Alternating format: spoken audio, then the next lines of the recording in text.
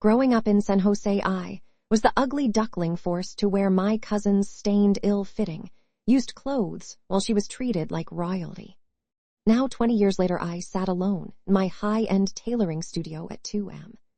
Under the dim light, I ran my fingers over the custom gown my aunt commissioned for her golden daughter to wear at tomorrow's elite charity gala. But if you looked closely at the inner silk lining, you would notice something that should not be there. A faded frayed label belonging to the exact same stained rags they forced me to wear in middle school. Before I tell you what happened when I exposed those seams at the microphone, welcome back to my channel. Hit like and tell me your age and your city in the comments. I read everyone. I run a boutique bespoke bridal studio in downtown San Jose. I built this brand stitch by stitch. The steady hum of the sewing machines and the soft rustle of premium silk usually bring me peace. The scent of fresh linen and steam from the pressing irons fills the room. It was my fortress against a childhood defined by empty cupboards and the heavy weight of my Aunt Patricia's charity. The afternoon they arrived, the sky was dark. Heavy rain lashed against the large storefront windows. A low rumble of thunder rolled through the street outside. My business partner, David, let out a long, heavy breath when he saw the appointment book. The rhythmic tapping of his pen against the desk warned me to decline the commission.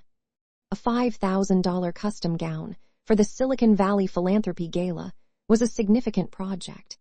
Taking it from family was a risk. I heard the wind howling against the brick exterior. I took a deep, slow breath. My bruised ego made the decision for me. I wanted to prove my worth.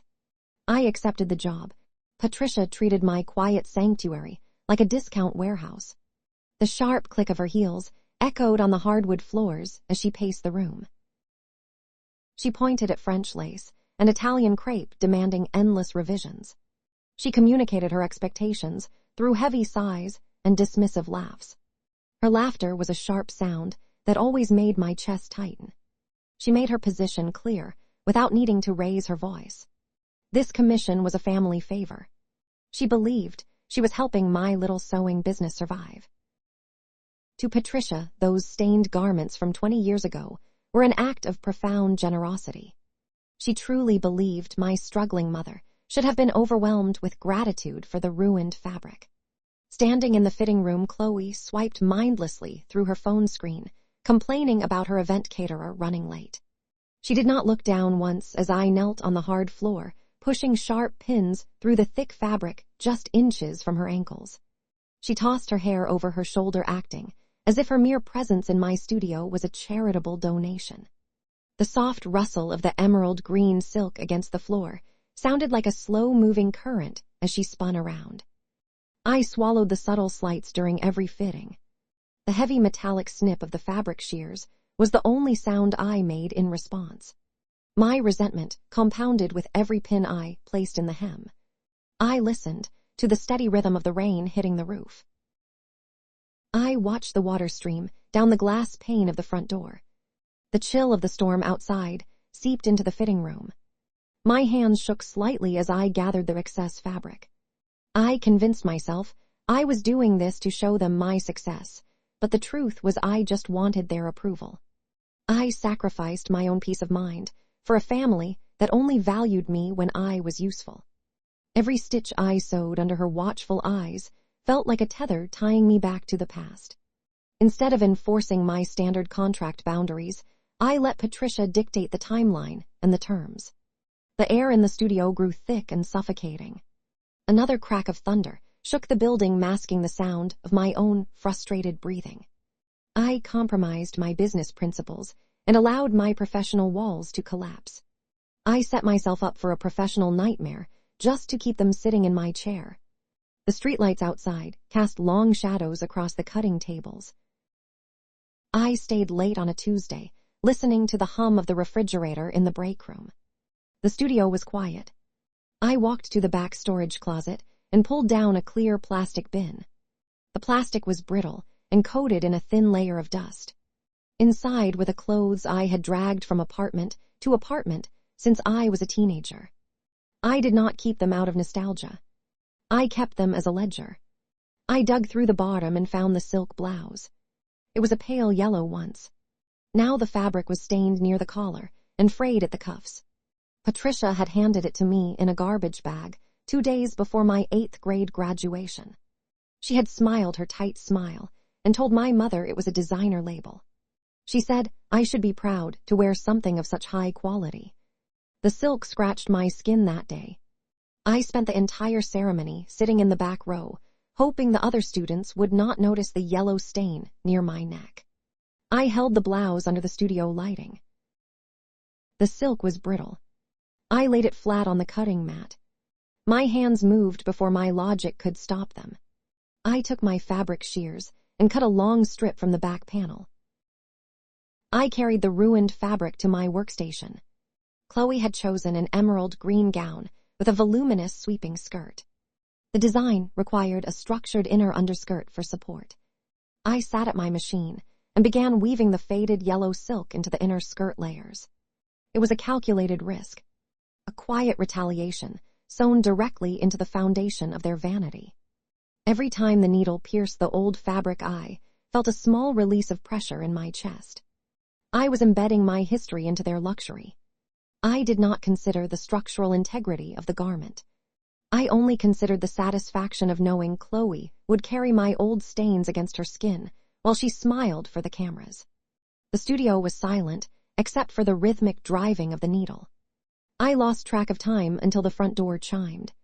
David walked in holding a cup of black coffee. He had forgotten his keys earlier and came back to retrieve them. He stopped near my table and looked at the green gown. Then he looked at the yellow strips of silk resting on my lap. He is a pragmatic man.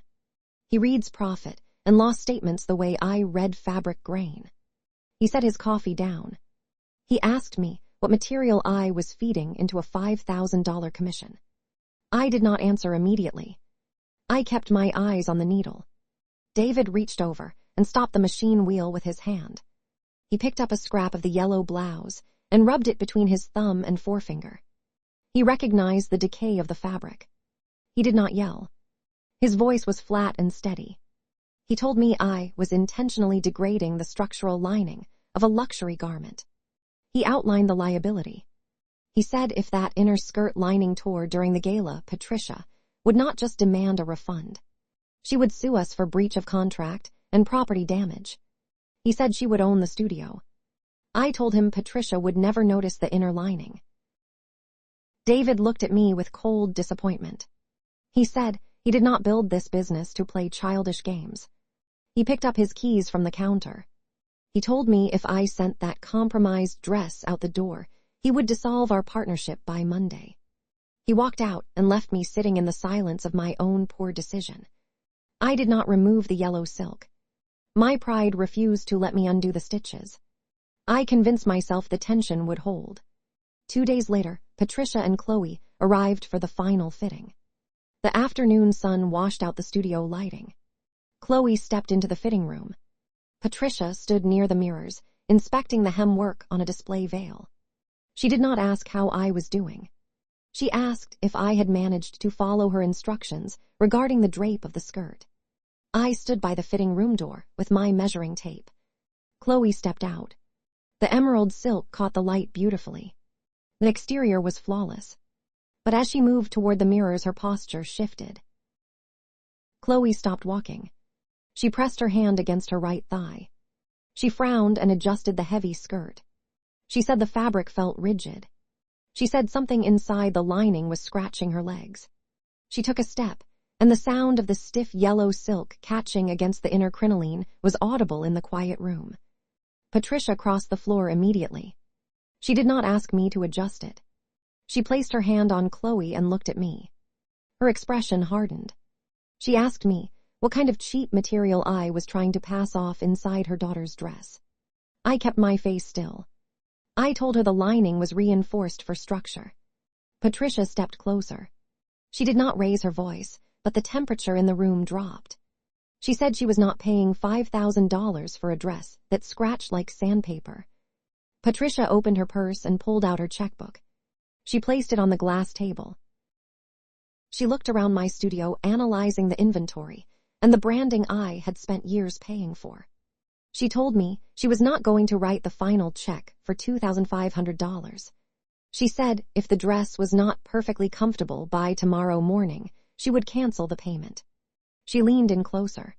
She said she would post a review on every local bridal forum, explaining how her own niece tried to scam her family by stuffing garbage into a couture gown. She said she would make sure no bride in San Jose ever trusted my hands again. She did not sound angry. She sounded certain. She picked up her checkbook and told Chloe to take the dress off. They left the studio 10 minutes later. I stood alone in the center of the room. The emerald gown hung on a mannequin, reflecting my own failure back at me. David had been right. I had let a 20-year-old grudge dictate my professional conduct. I had cornered myself.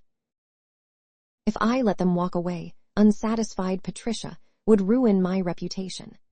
The Silicon Valley bridal market is small and built on word of mouth. One calculated review from a wealthy patron would empty my appointment book for a year. I could not afford to lose the final payment. The rent for the studio was due in 4 days. I had to fix the dress. I had to save the structure without losing the label I had sewn into the seams. I locked the front door and pulled the blinds. The clock was ticking. I frantically unpicked the inner seams, tearing apart the structure I had just built. To save the dress and trap the yellow rags safely inside, I had to sacrifice a roll of imported silk taffeta reserved for my most exclusive client. At $80 a yard, every cut felt like draining my own bank account.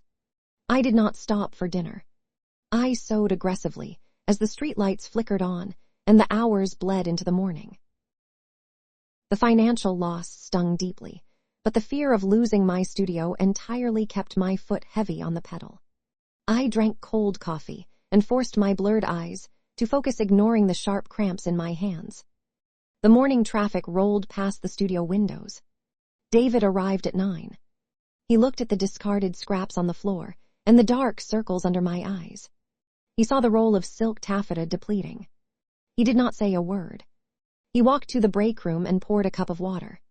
My back throbbed with a dull, steady pain as I calculated the cost of the imported silk I was wasting. The profit margin evaporated with every yard of high-grade fabric I used to cover up my own sabotage. By noon, I tied the final knot. I had pulled a grueling all-nighter, working straight through to the deadline. The dress hung on the mannequin, heavy and flawless. The inner lining was soft and smooth to the touch. The structure was perfect. But trapped deep inside those pristine layers, hidden between the inner crinoline and the imported taffeta, rested the frayed label of my childhood ruin. I ran my hand along the waistline. The fabric gave way beautifully. It would not scratch Chloe. It would not tear. Patricia would write the check. My reputation would remain intact. I turned off the sewing machine. The silence in the studio felt heavy.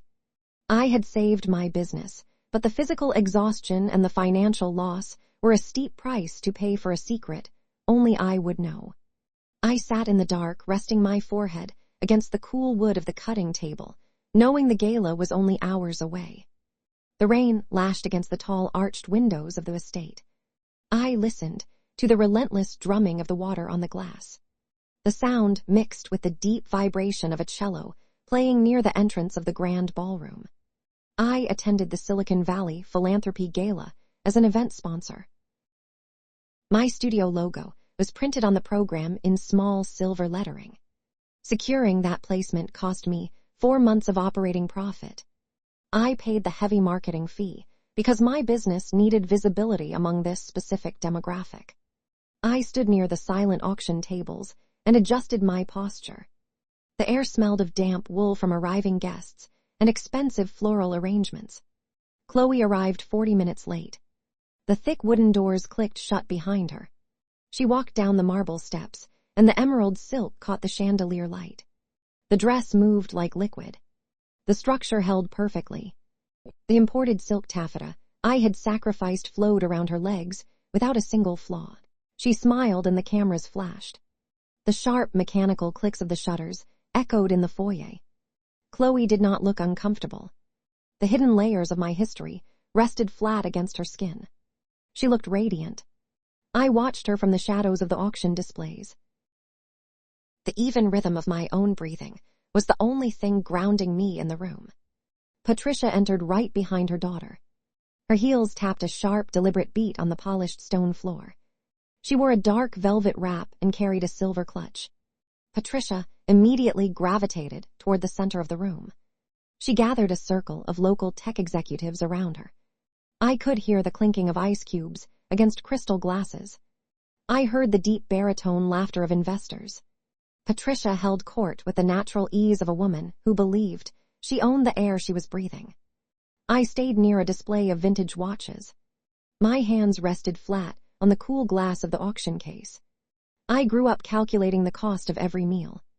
My mother and I used food stamps at a grocery store 3 towns over so the neighbors would not see us. I remembered the thick paper vouchers. I remembered the crinkling sound they made when the cashier unfolded them. Patricia remembered them too. She had built her entire relationship with us around those vouchers. She provided the charity, and we provided the gratitude. She used to drop off plastic bags filled with canned soup and Chloe's discarded clothing. She would place them on our front porch and wait for my mother to open the door and thank her. My presence in this ballroom as a successful business owner disrupted her careful hierarchy.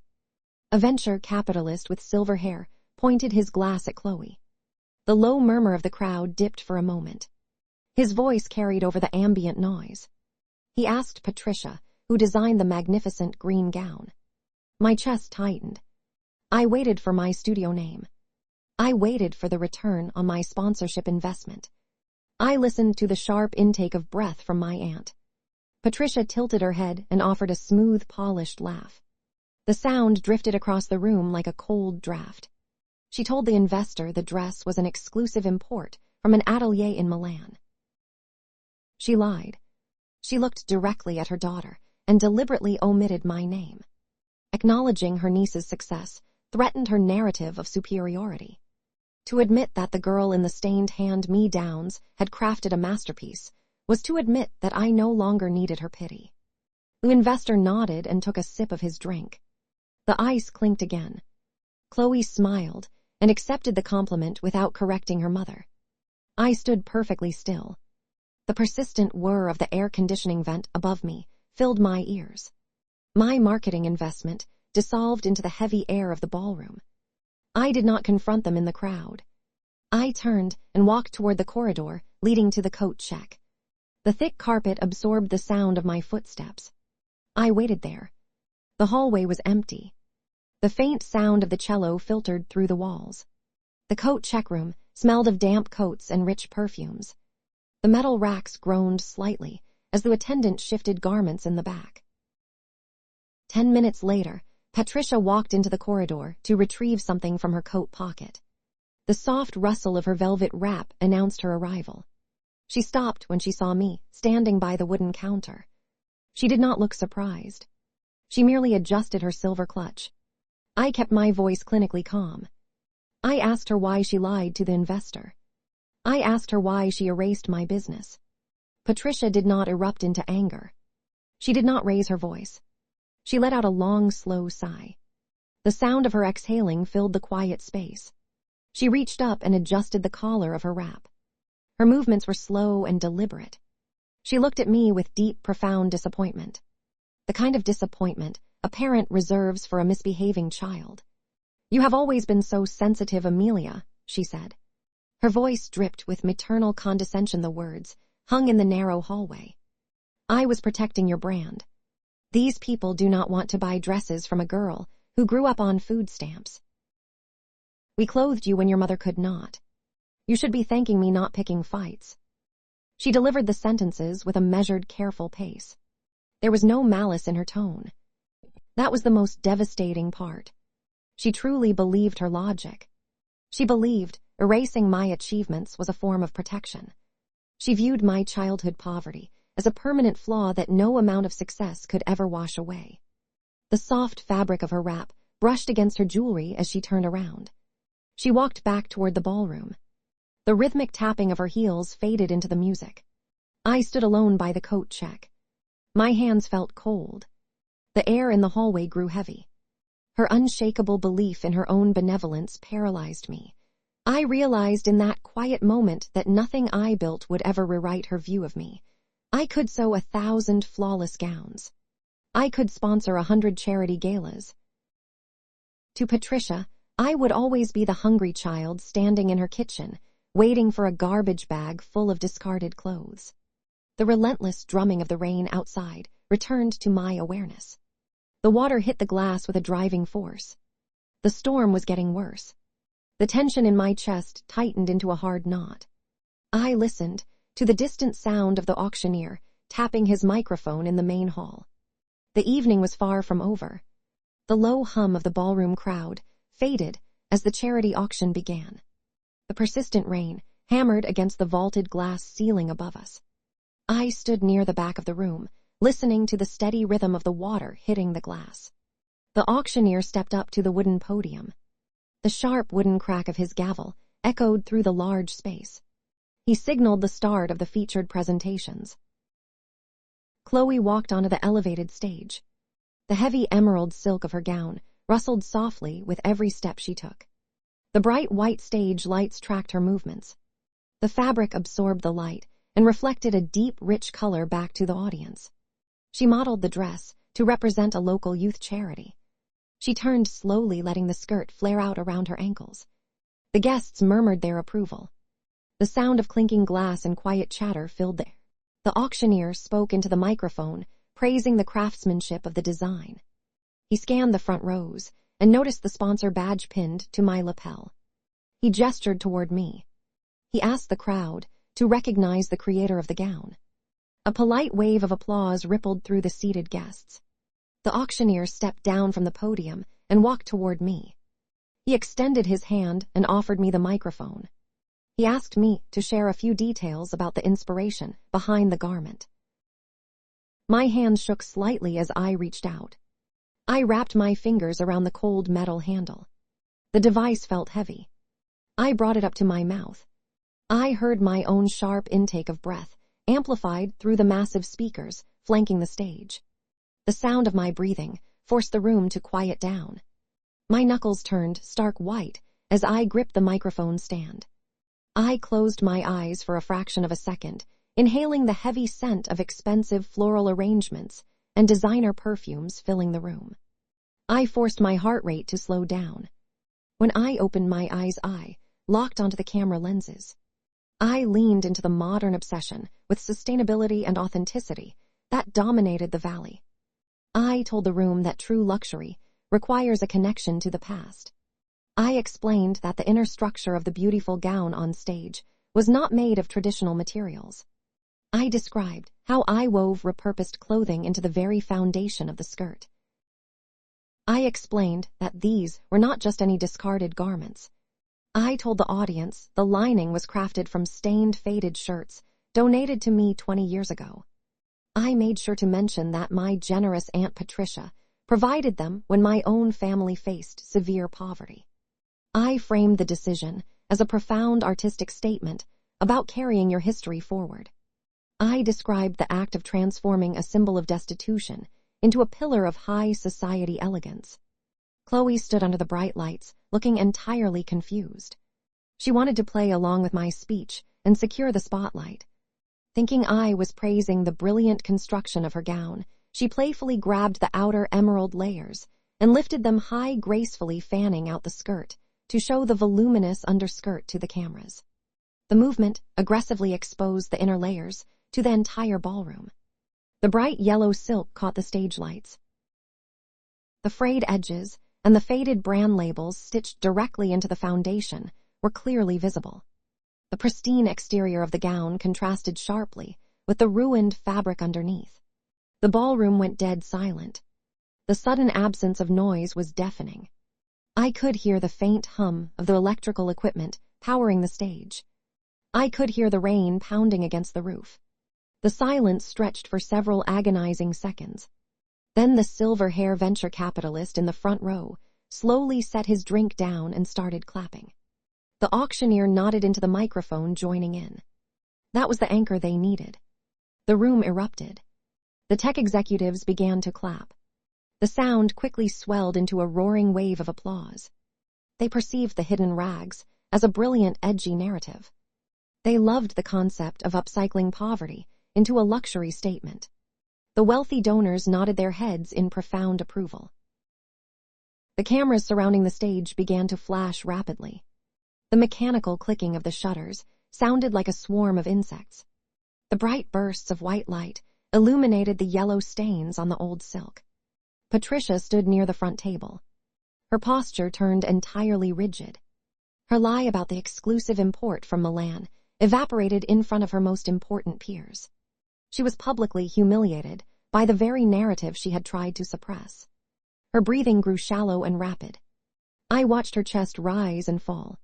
She stared at the frayed labels and could not make a sound. The victory tasted cold in my mouth. The cost of exposing the truth materialized almost immediately. Chloe looked down at the exposed lining and finally understood what she was wearing. She realized she was standing in the garments of my childhood misery. The applause from the crowd felt like a physical weight pressing down on her. Her face flushed a deep shade of red. The sound of her crying broke through the noise of the clapping. She dropped the hem of the dress. She turned away from the cameras and ran off the side of the stage. The heavy silk rustled violently as she fled into the dark corridor. The sound of her quick footsteps echoed away, leaving a trail of quiet confusion among the event organizers. I lowered the microphone. I looked across the room and saw my uncle standing near the exit. He was a quiet man with rough, calloused hands. When I was a child, he used to wait until Patricia left the kitchen before slipping crumpled dollar bills into my backpack so I could buy lunch at school. He never asked for gratitude. He just made sure I had enough to eat. He watched the entire scene unfold from the shadows. His face carried an expression of profound disgust. He did not look at Patricia. He looked directly at me. He recognized the cruelty of my chosen venue. He saw the calculated precision of my revenge. He slowly shook his head. He turned his back to the ballroom and pushed the heavy exit doors open.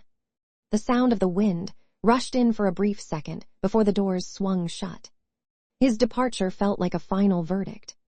I had proven my point, but I had lost the only relative who ever treated me with genuine kindness. The auction resumed after a brief chaotic pause. The narrative I presented generated immense interest. Before the night ended, 3 different wealthy attendees approached me near the coat check. They handed me thick cardstock business cards. They praised my visionary approach to design and requested consultations for their own custom pieces. I accepted their cards and nodded. The rustle of their expensive coats and the scent of their perfume filled the small space. I had secured the financial future of my studio. My marketing gamble paid off beyond my initial calculations. I left the estate and walked out into the pouring rain. The cold water hit my face and soaked the shoulders of my jacket. I unlocked my car and sat in the driver's seat. The engine turned over with a low rumble. I turned the heater on and listened to the rhythmic squeak of the windshield wipers pushing the water away. The drive home was dark and empty. The streetlights blurred through the wet glass. I pulled into my driveway and turned off the ignition. The silence of my house greeted me when I opened the front door. The air inside felt stale and empty. I set the business cards on the kitchen counter. I listened to the quiet hum of the refrigerator. I stood alone in the dark kitchen. I looked at the stack of premium business cards resting next to the sink. Then I looked at the empty chairs pushed under my dining table. The fingertips I had pricked with the sewing needle earlier that week throbbed with a dull, cold ache. The rain continued to beat against my roof. I had the money and the reputation I fought for, but the absolute silence in the house was deafening. I was finally sitting at the top, but there was no one left to sit beside me.